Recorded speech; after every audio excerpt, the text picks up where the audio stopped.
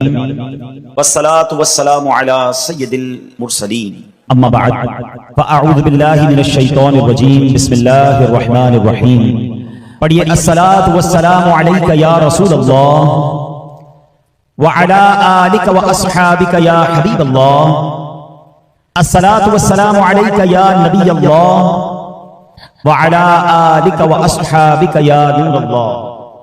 درود پاک کے بے شمار فضائل و برکات ہیں۔ القول البدی میں ہے حضرت ابو عباس احمد بن منصور رحمت اللہ تعالی علیہ کو انتقال کے بعد کسی نے خواب میں دیکھا کہ وہ سر پر موتیوں کا تاج سجائے، جنتی لباس میں ملبوس، شیراز کی جامع مسجد کے محراب میں کھڑے ہیں۔ خواب دیکھنے والے نے عرض کی ما فعل اللہ بکا، یعنی اللہ پاک نے آپ کے ساتھ کیا معاملہ فرمایا؟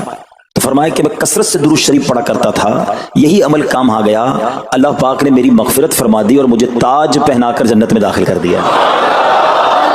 کیا بات ہے درود پاک کی! آپ یقین کریں، اگر میں آپ سے یہ کہوں کہ زندگی میں ایک مسلمان ہونے کی حیثیت سے اگر آپ اپنی خواہشات، اپنی ڈیزائرز کیا کیا ہیں لکھیں ذرا، کہ مجھے دنیا میں کیا چاہیے، مجھے مرتے وقت کیا چاہیے، قبر میں کیا چاہیے، مرنے کے بعد محشر کے دن میں کیا چاہتا ہوں، کبھی اکیلے بیٹھے نہ تو لکھیے گا، ٹھیک ہے؟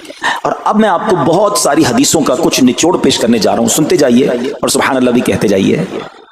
اگر آپ روزی میں برکت چاہتے ہیں تو درود پاک پڑھیے، اگر آپ بیماری سے شفا چاہتے ہیں تو درود پاک پڑھیے، اگر آپ ذلت و رسوائی سے بچنا چاہتے ہیں تو درود پاک پڑھیے، اگر آپ عزت میں اضافہ چاہتے ہیں تو درود پاک پڑھیے، آپ مصیبتوں اور پریشانیوں سے بچنا چاہتے ہیں تو درود پاک پڑھیے، مرتے وقت کلمہ پڑھنا چاہتے ہیں تو درود پاک پڑھیے، مرتے وقت آقا کا دیدار کرنا چاہتے ہیں تو درود پاک پڑھیے، آپ یہ چاہتے ہیں کہ آقا اپنے مبارک ہاتھوں سے قبر میں اتارے تو درود پاک پڑھیے، اپنی قبر کو نور مصطفیٰ سے جگمگانا چاہتے ہیں تو درود پاک پڑھیے، قیامت کے دن نبی پاک کے پرچم تلے اٹھنا چاہتے ہیں تو درود پاک پڑھیے، آقا کے ہاتھوں جام کوثر پینا چاہتے ہیں تو درود پاک پڑھیے، اور سنیے آقا کے ساتھ جنت میں جانا چاہتے ہیں تو درود پاک پڑھیے، مدینے جانا چاہتے ہیں، بار بار جانا چاہتے ہیں تو درود پاک پڑھیے، اور زندگی میں دیدار مصطفیٰ کرنا چاہتے ہیں تو درود پاک پڑھیے۔ کچھ باقی رہ گیا ہے؟ اللہ اکبر یا رسول اللہ، مجھے بتائیے اور کچھ باقی رہ گیا ہے؟ ایک مسلمان ہونے کی حیثیت سے what ever I need in دنیا اور ان ہیئر آفٹر، دنیا اور آخرت میں جو کچھ چاہیے، روزی برکت والی زندگی، عزت والی، پریشانیاں دور ہو جائیں، بیماریاں دور ہو جائیں، ذلت اور رسوائی سے بچا رہوں، ایمان والی موت ملے، جب تک زندہ رہوں مدینے آتا جاتا رہوں، آقا کی دید کرتا رہوں، آقا جنت میں ساتھ لے جائیں۔ آپ کچھ باقی بچتا ہے؟ اور یقین کریں میں نے اپنی طرف سے نہیں بتایا، یہ جن کا کچھ مطالعہ ہے تو ان کو یاد آ رہا ہوگا کہ اس ہر جملے کے پیچھے کوئی نہ کوئی ایک روایت یا کوئی نہ کوئی حدیث موجود ہے، یعنی یہ سارے انعامات دنیا کے، قبر کے، حشر کے، یہ سارے انعامات نبی پاک نے درود پاک کی فضیلت میں بیان فرما دیے ہیں۔ یہ ایسی شاعر نے نہیں کہا کہ ہر درد کی دوا ہے صلی علی محمد، تعویذ ہر بلا ہے صلی علی محمد صلی اللہ علیہ وسلم، پھر کیوں نہیں پڑھتے؟ یعنی اتنے سارے مسئلے حل ہو جائیں ایک ہی وظیفے سے۔ لوگ پوچھتے رہتے ہیں کہ وظیفہ بتا دیں، روزی میں برکت کا بتا دیں، پریشانی دور ہو جائے بتا دیں، مدینے کا کوئی وظیفہ بتا دیں، اور یہ سارے وظیفے درود پاک میں چھپے ہوئے ہیں۔ پکڑ لو نا درود پاک، پھر دیکھیں اس کی کیسی برکتیں آپ زندگی میں دیکھیں گے، آپ کا چہرہ شاش بشاش ہو جائے گا، آپ کی طبیعت فریش ہو جائے گی، آپ کو مزے کو مزہ آ جائے گا۔ بس درود پاک کی کثرت پڑھتے رہا کریں، پڑھتے رہا کریں، انشاءاللہ برکتیں ہی برکتیں۔ میں بھی نیت کروں، آپ بھی نیت کریں۔ ایک اور خوبصورت بات بتاؤں جو بڑی خوبصورت آیت ہے، میں سمجھتا ہوں شاید دنیا بھر کے عاشقان رسول کو یہ کم از کم آیت تو سب کو یاد ہوگی۔ کون سی آیت؟ ان اللہ وملائکتہ یصلون علی النبی یا ایھا الذین آمنوا صلوا علیہ وسلموا تسلیما۔ مل کر درود پاک، اللہم صل علی سیدنا ومولانا محمد طب القلوب ودوائها وعافیۃ الابدان وشفائها ونور الابصار وضیائها وعلی آلہ وصحبہ وبارک وسلم۔ اب یہ جو آیت درود ہے نا، شعبان کے مہینے میں نازل ہوئی ہے، تو چلو نیت کر لیں انشاءاللہ اب سے روزانہ کثرت سے درود پاک پڑھیں گے انشاءاللہ۔ آئیے مل کر محبت کے ساتھ ایک بار پھر درود پاک، صلو علی الحبیب صلی اللہ تعالی علی محمد صلی اللہ علیہ وسلم۔ مشہور صحابی حضرت ابو ہریرہ رضی اللہ تعالیٰ عنہ فرماتے ہیں کہ ایک مرتبہ میں رسول اکرم نور مجسم صلی اللہ تعالی علیہ وآلہ وسلم کی اقتداء میں نماز عشاء پڑھ کر واپس جا رہا تھا۔ میں نے دیکھا کہ ایک عورت اپنے آپ کو پوری طرح ڈھانپ کر سڑک کے ایک کنارے پر کھڑی ہے، اور اس نے مجھے پکارا کہ اے ابو ہریرہ ذرا میری بات سنو۔ آپ کہتے ہیں میں قریب گیا، میں خلاصہ عرض کر رہا ہوں، تو اس عورت نے کہا کہ مجھ سے بہت بڑا گناہ ہو گیا ہے، کیا میری توبہ قبول ہوگی؟ حضرت ابو ہریرہ نے اس سے سوال کیا کہ کیا گناہ ہو گیا؟ اس نے گناہ کی تفصیل بتائی، کافی بڑا گناہ تھا۔ آپ نے کہا کہ تو ہلاک ہو گئی اور تو نے دوسروں کو بھی ہلاکت میں ڈال دیا, اتنا بڑا گناہ کیا, اب تم توبہ کی امید رکھتی ہو؟ اللہ پاک کی قسم تیری توبہ قبول نہیں ہوگی. جب آپ نے یہ کہا تو وہ عورت خوف خدا سے کانپنے لگی اور اتنا زور سے کانپی کہ کانپتے کانپتے وہ بے ہوش ہو گئی.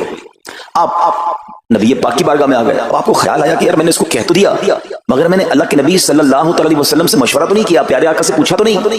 اب آپ نبی پاک علیہ السلام کی بارگاہ میں آئے اور آقا سے عرض کی کہ حضور ایسا ایسا ہوا اور ایک عورت مجھے ملی اور اس نے مجھے اپنا گناہ بتایا. میں نے کہا اتنا بڑا گناہ, اب تیری توبہ قبول نہیں ہوگی. اللہ اکبر. جب نبی رحمت شفیع امت صلی اللہ تعالی علیہ وسلم نے یہ بات سنی تو فرمایا انا للہ و انا الیہ راجعون. اے ابو ہریرہ, تو خود بھی ہلاک ہوا اور تم اس عورت کو بھی ہلاکت میں ڈالا, کیا تمہیں اللہ پاک کا یہ فرمان یاد نہیں؟ پھر نبی پاک علیہ السلام نے قرآن مجید فرقان حمید کی یہ آیت تلاوت کی. ذرا غور سے تلاوت سنیے گا. اللہ کریم ارشاد فرماتا ہے بسم اللہ الرحمن الرحیم الا من تاب وآمن وعمل عملا صالحا فاولئک یبدل اللہ سیئات حسنات وکان اللہ غفورا رحیما. ترجمہ کنز العرفان.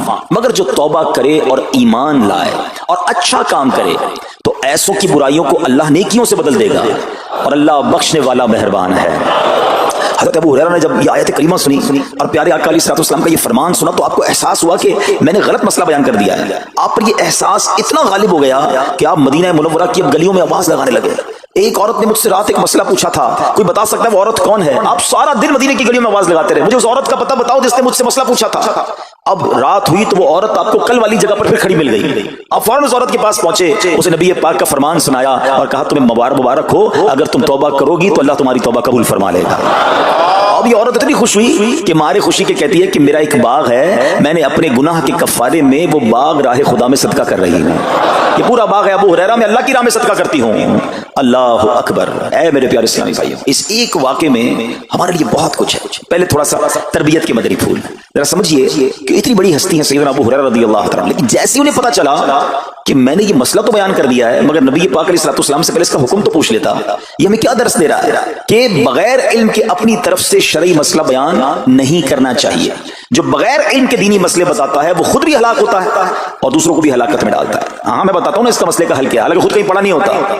تو جب تک آپ کو علم نہیں ہے, آپ جانتے نہیں ہیں, تو کسی مسئلے کو بیان نہیں کرنا چاہیے. دوسری بات کہ اگر خدا نہ خواستہ کوئی غلط مسئلہ بتا بیٹھا یا بتا تو درست رہا تھا, بتاتے بتاتے غلطی کر بیٹھا, تو اسے چاہیے کہ ازالہ کرے, فوراً اس کا جو بھی ازالہ بنتا ہے وہ کرے. سیدنا ابو ہریرہ رضی اللہ عنہ کا ازالہ تو دیکھیں کہ آپ کو جیسے ہی پتہ چلا کہ اصل مسئلہ یہ ہے, اب آپ مدینے کی گلیوں میں صدا لگا رہے ہیں, تلاش کر رہے ہیں, پورا دن ڈھونڈتے رہے اس خاتون کو کہ میری سے غلطی ہو گئی, میں نے اس کو غلط مسئلہ بتایا, تاکہ اس کو تلاش کر کے اس کو درست مسئلہ بتایا جائے. اللہ اکبر. صحابہ کرام کی ادائیں بھی کتنی نرالی ہوتی ہیں, اللہ ان کا صدقہ عطا فرما دے. اب ہوتا کیا ہے کہ کبھی کوئی غلط مسئلہ بیان ہو گیا یا بیان میں, مشورے میں, درس میں کوئی غلطی ہو گئی, غلطی پتہ چل جائے, اب شرم آتی ہے کہ کیسے کہوں مجھ سے غلطی ہو گئی ہے, میں تو اتنا بڑا مبلغ بن کے گیا تھا, میں نے تو جناب اتنے پبلک میں بیان کیا تھا, اب میں کیسے بتاؤں کہ جناب میں نے یہ غلط پڑھ دیا یا غلط بیان کر دیا. حضرت ابو ہریرہ سب سے زیادہ جن کو حدیث یاد ہے, مگر سچ بتائیں بات سمجھنے والی پتہ کیا ہے, جو لوگ یہ سمجھتے ہیں کہ یار غلطی ماننے سے عزت کم ہو جاتی ہے, سچ بتاؤ آج 1450 سال بعد حضرت ابو ہریرہ کا یہ واقعہ سن کے ہمارے دلوں میں ان کی عزت کم ہو رہی ہے, بڑھ رہی ہے.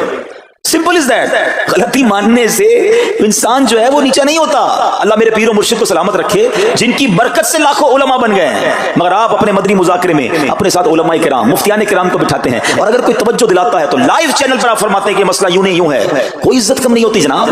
تو سبحان اللہ, دو باتیں سیکھنے کو ملی کہ پہلے بتانا ہی نہیں ہے, اگر نہیں آتا تو اپنی بڑائی مارنے کے لیے بندہ کہتے مجھے نہیں معلوم, واللہ اعلم میں نہیں جانتا, اور اگر آپ کو لگتا ہے میں صحیح بتا رہا ہوں اور پھر بعد میں کوئی توجہ دلا دے کہ آپ نے غلطی کی ہے, تو پھر اس کو بالکل ماننے بھی اور اس کا ازالہ کریں. اچھا, آپ علماء کرام نے بڑے پیارے طریقے بتائے. پہلے تو ظاہر یہ تھا کہ بھائی پبلک میں بیان کیا تو پبلک میں جا کر گلیوں میں جا کر آپ نے اعلان کیا. اب تو سوشل میڈیا کا زمانہ ہے, کچھ ویڈیو بنا کے ڈال رہے ہوتے ہیں, انسٹاگرام تو ٹویٹر تو پتہ نہیں کیا کیا چیزیں, موبائل فون, فیس بک, یوٹیوب, تو اب غلط مسئلے لوگ شیئر کر رہے ہیں. ایک یہ بڑا مسئلہ پتہ کیا ہو گیا, ہمارے موبائل پہ جیسے ہی کوئی ویڈیو کلپ آیا, کسی کا بھی آیا, یا کوئی پوسٹ آ گئی, کوئی فضیلت ہی آ گئی, نہ چیک کرنا ہے نہ کچھ کرنا ہے, اس کو فوراً فارورڈ کر دینا ہے. حالانکہ اس میں بعض اوقات غلط مسئلے ہوتے ہیں, بعض اوقات غلط حدیثیں ہوتی ہیں, ہمیں پتہ ہی نہیں ہوتا, ہم سمجھتے ہیں آگے شیئر کر دیں. اچھا, شیئر کرنے والوں کو بھی بڑا مسئلہ ہے, اگر کوئی وظیفہ، کوئی نفل، کوئی بھی چیز ہے خود پڑھنی نہیں ہے، آگے 100 لوگوں کو بھیج دینی ہے، پہلے خود تو پڑھو۔ اچھا خود بھی پڑھنے سے پہلے کہاں چیک کروایا؟ تو پلیز یہ شریعت کے معاملات ہیں، اس میں بڑی غلطی ہو سکتی ہے۔ تو اگر آپ کو کوئی بھی چیز شیئر کرنی ہے تو بیسٹ آپشن یہ ہے کہ دعوت اسلامی .net، یہ دعوت اسلامی کی ویب سائٹ ہے، اس پر ایک گیلری کا آپشن ہے، آپ وہاں جائیے، وہ مفتیان کرام سے چیک ہوئی پوسٹیں پڑی ہوئی ہیں، آپ وہاں سے پوسٹ اٹھائیں، اس کو شیئر کر دیں، بنداز کریں، کوئی ٹینشن نہیں ہے، کیونکہ وہ علماء نے چیک کی ہوئی ہے۔ مگر ہر آنے والی پوسٹ، ہر آنے والی ویڈیو کو آگے بڑھا دینا، تو مشورہ یہی ہے کہ یہ بڑا سخت معاملہ ہے، کیونکہ یاد رکھیے قرآن مجید فرقان حمید میں اللہ تعالیٰ ارشاد فرماتا ہے وَمَنْ أَظْلَمُ مِمَّنِ افْتَرَىٰ عَلَى اللَّهِ كَذِبًا، اور اس سے بڑھ کر ظالم کون جو اللہ پر جھوٹ باندھے۔ اچھا اس کے بارے میں علماء فرماتے ہیں کہ اللہ پر جھوٹ باندھنے والا سب سے بڑا ظالم ہے۔ جب ہم کسی کو دینی مسئلہ بتاتے ہیں تو اس کا مطلب کیا ہوتا ہے کہ اللہ نے فرمایا یا اللہ کے حبیب علیہ الصلوۃ والسلام نے فرمایا، اس کا مطلب اگر ایسا نہیں ہے تو یہ اللہ پر جھوٹ باندھنا ہو گیا نا۔ ہم نے تو کہا مجھے تو پتہ نہیں تھا، کسی نے پوسٹ بھیجی تھی، کسی نے بتایا تھا، اچھا میں نے کہیں سنا تھا۔ اب کئی لوگوں کی تو عادت پتہ کیا ہے، ان کے ساتھ بیٹھو نا تھوڑی دیر، تھوڑی بات کہیں گے اللہ یہ فرماتا ہے، اللہ نے قرآن میں یہ فرمایا، پوچھو کدھر فرمایا، بولے یہ نہیں پتا، اللہ قرآن میں یہ کہتا ہے۔ کہاں کہتا ہے بتاؤ نا، آیت دکھاؤ، اللہ نے فرمایا یہ کرنا چاہیے، کہاں فرمایا؟ اپنی طرف سے۔ اچھا کیونکہ کہیں سنا تھا، کہیں دوستوں کی محفل میں آدھی بات یاد تھی، ارے ڈرنا چاہیے کہ میں کیسے کہہ دوں کہ اللہ نے فرمایا، میں کیسے کہہ دوں نبی پاک علیہ الصلوۃ والسلام نے فرمایا، جب یاد نہیں، پڑھا نہیں۔ امیر اہل سنت کی آپ نے احتیاط دیکھی ہے، آپ حدیث کی کتاب منگاتے ہیں کہ پورا دیکھ کر پڑھتے ہیں، مگر یہاں تو اپنی مرضی سے چل رہا ہے معاملہ۔ خدا کے واسطے ہم سمجھ رہے ثواب کما رہے ہیں، اور ایسا نہ ہو کہ گناہ جاریہ والے کام ہو رہے ہوں۔ تو میں نے آپ کو آسان حل بتا دیا کہ دعوت اسلامی کے جو آفیشیل سوشل میڈیا کے پیجز ہیں، اگر آپ کو شوق ہے تو وہاں سے کوئی پوسٹ اٹھا لیں، وہاں سے کوئی چیز اٹھائیں اور اس کو شیئر